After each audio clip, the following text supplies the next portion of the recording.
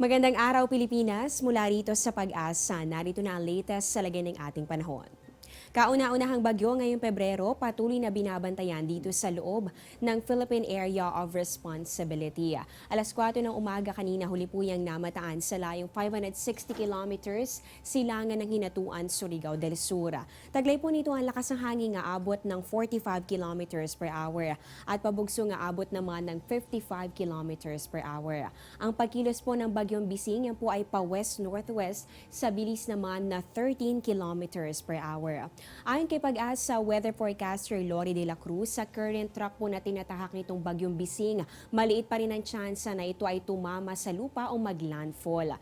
Gayunpaman, wala mang nakataas sa tropical cyclone warning signal ngayon. Maulang weekend po ang mararanasan dito sa malaking bahagi ng ating bansa. Sa katunayan, sa mga susunod na oras, mararanasan ang maulap na kalangitan na magdudulot ng mahina hanggang sa katamtamang pag-ulan at mga pulo-pulong pagkidlat pagkulog. Dito po yan sa buong Visayas, ganun din dito sa buong Mindanao. Inaasahan din po ang same weather condition dito yan sa Bicol region at ganun din sa probinsya ng Quezon.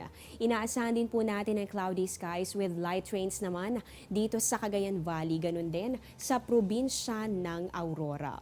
Dito naman po sa Metro Manila, ganun din sa rehiyon ng Ilocos, Cordillera at ganun din sa natitirang bahagi pa ng Central Luzon. Inaasahan naman yung bahagya hanggang sa maulap na kalangitan na meron pa rin chances ng isolated light rains dahil naman po yan sa presence pa rin nitong hanging amihan o northeast monsoon. Sa natitirang bahagi naman ng ating bansa, asahan ang generally fair weather condition maliban na lamang sa mga pulupulong pag-ulan o pagkidlat pagkulog, lalong-lalo na po yan sa latter part of the day.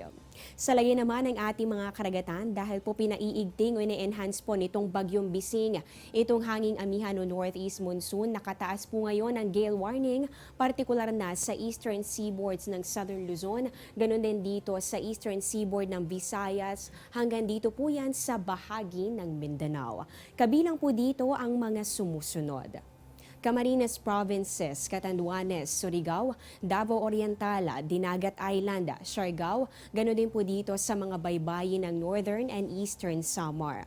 Nasa ilalim rin ng gale warning ang Albay, Sorsogon, Quezon Province, kabilang na ang Pulilio Island at mararanasan din po ang maalong kondisyon ng karagatan dito yan sa eastern coast ng Leyte. Dahil nga inaasahan po natin yung rough to very rough sea condition, hindi muna pwedeng pumalaot ang maliliit na sasakyang pandagat dahil po yan sa maalon hanggang sa napakaalong kondisyon ng karagatan na posibleng umabot ang wave height ng hanggang 4.5 meters. Diyan lamang po kayo, magbabalik kami matapos ng isang paalala. Air 21 online booking. Book, pay, ship. www.onlinebooking.air21.com.ph. The first complete online platform for shipment booking, payment, and package pickup and delivery in selected areas in the Philippines. Another innovation by Air 21. Sagot ko, padala mo!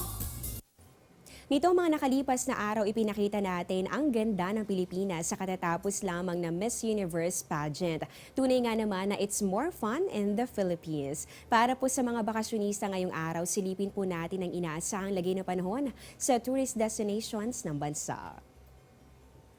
Para sa mga pupunta ng Puerto Galera, ganun din dito sa Anilao o kaya naman sa Taal, Batangas, mararanasan ang generally fair weather condition. Ang temperatura sa pagitan niya ng 22 to 30 degrees Celsius. Dito naman sa Banawe, inaasahan po natin ang malamig na panahon.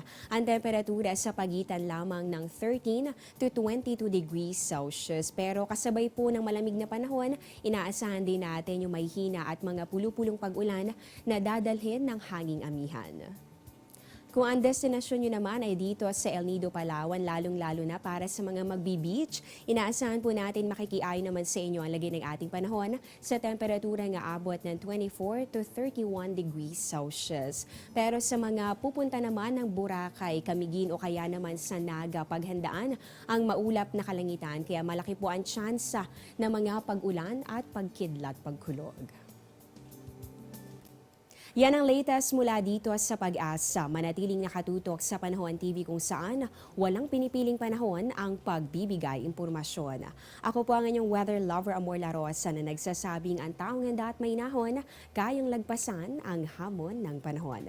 Magandang hapon po sa inyong lahat at mag-ingat po kayo.